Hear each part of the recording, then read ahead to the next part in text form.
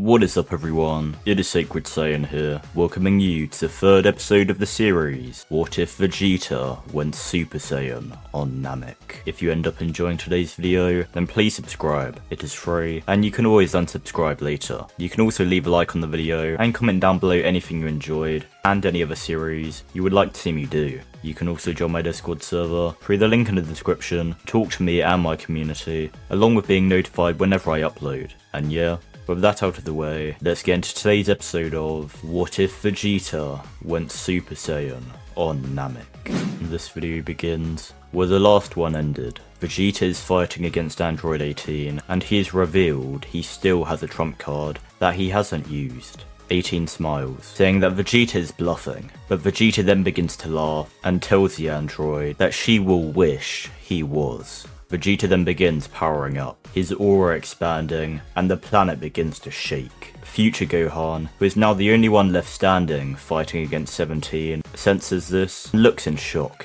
distracting him, which gives 17 an opening to slam Gohan into the ground.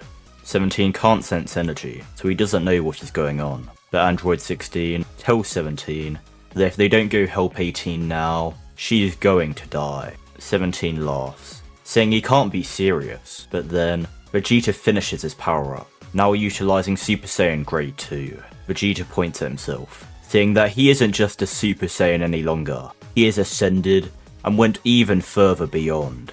18 smirks, saying that he may have buffed up a bit, but it won't change anything.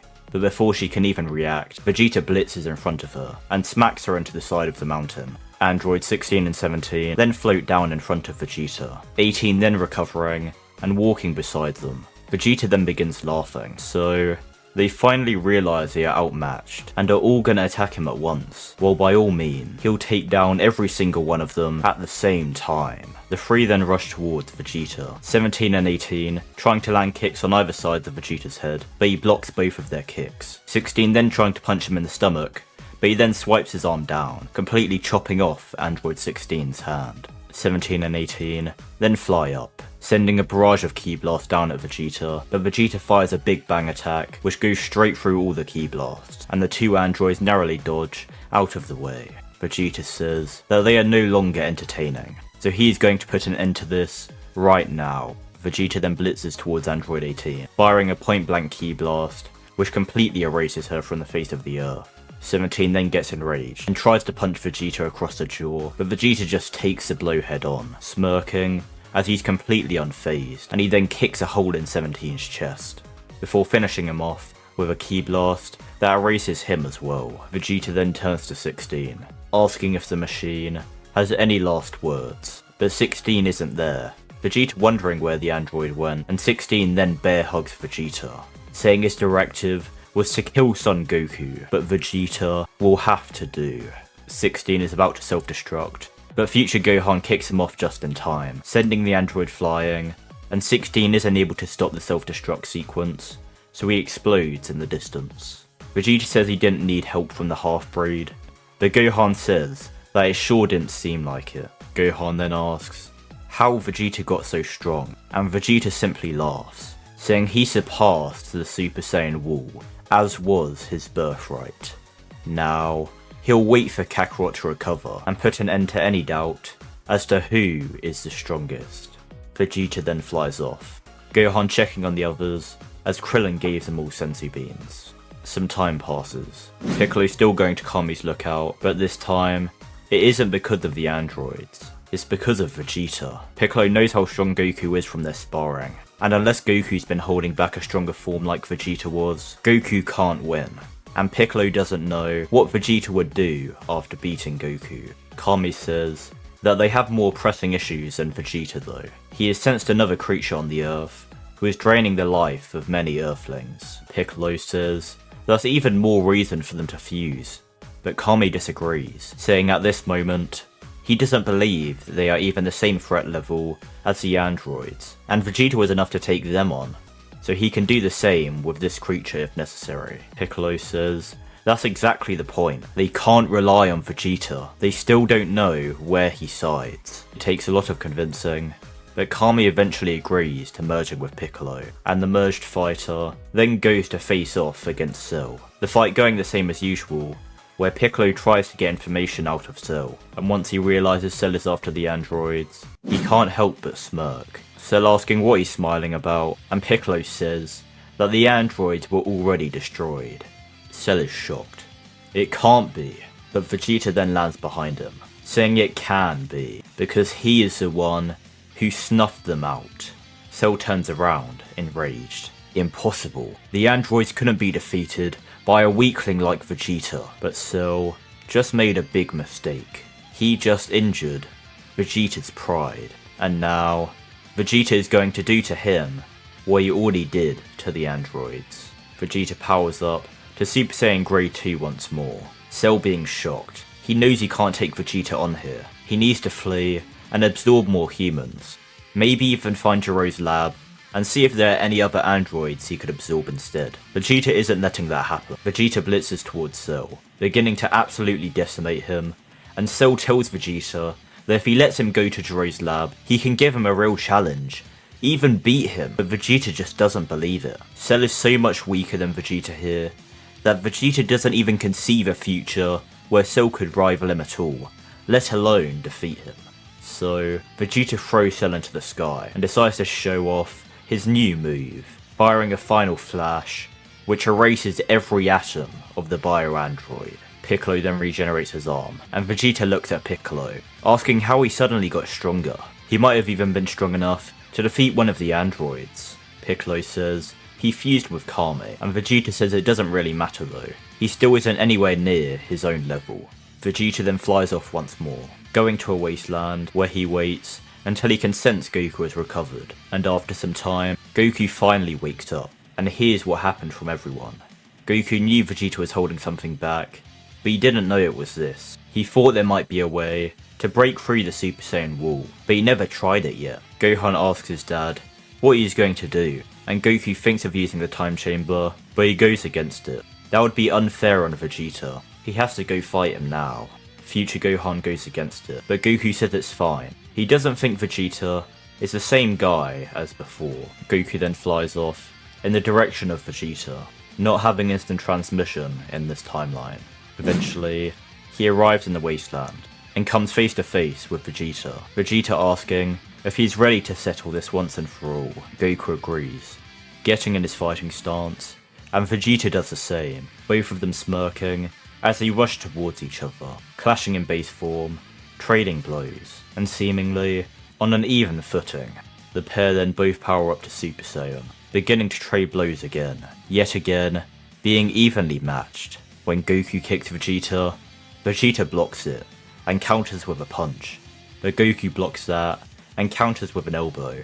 Due to the pair actually having sparring matches in this timeline, the duo know each other's fighting styles, inside and out.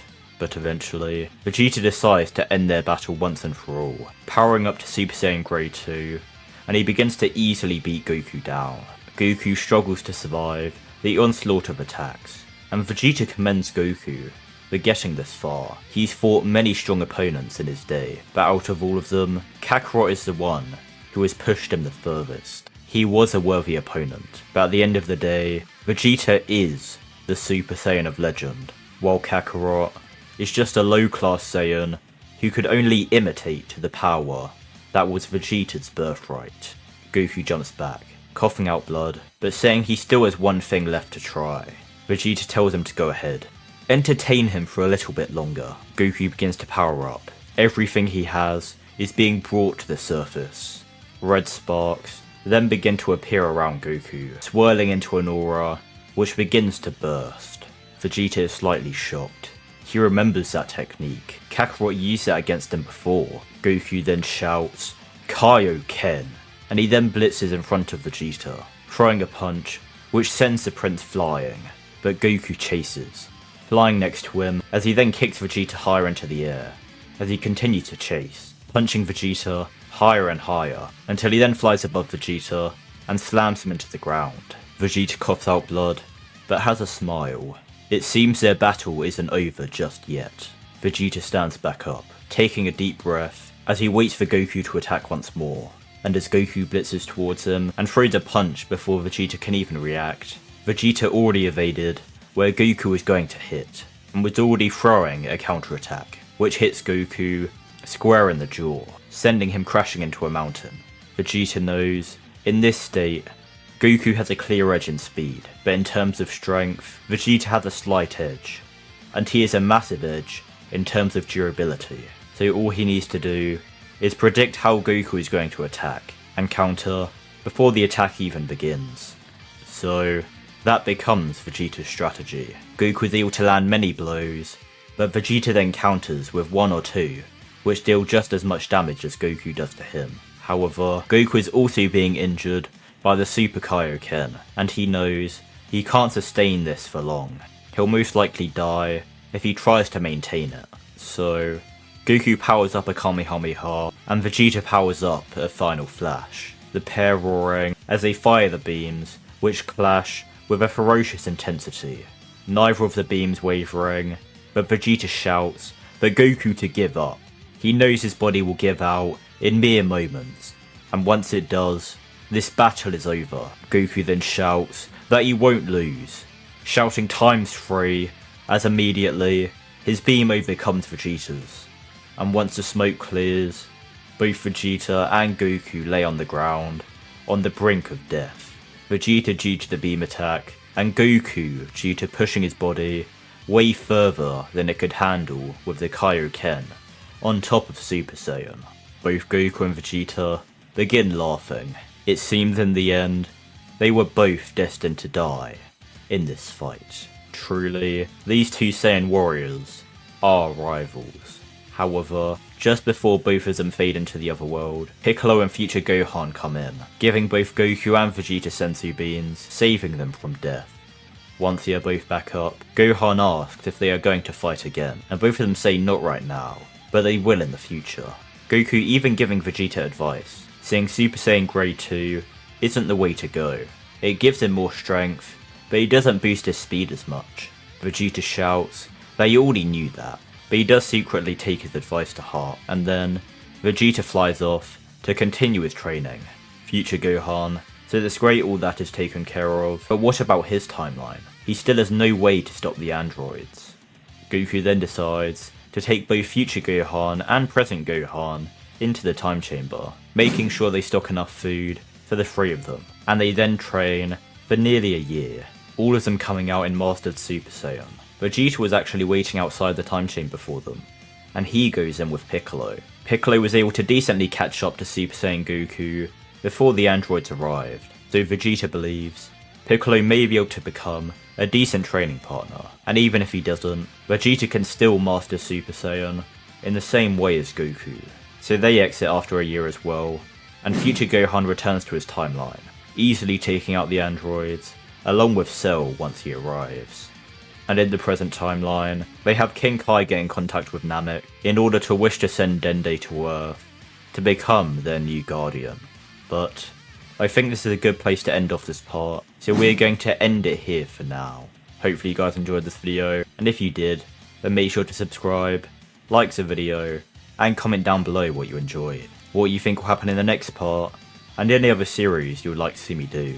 Remember, if you want to talk to me and the rest of my community, then you can join the Discord through the link in the description, and with that out of the way, I hope to see you all in the next episode of What If Vegeta Went Super Saiyan on Namek.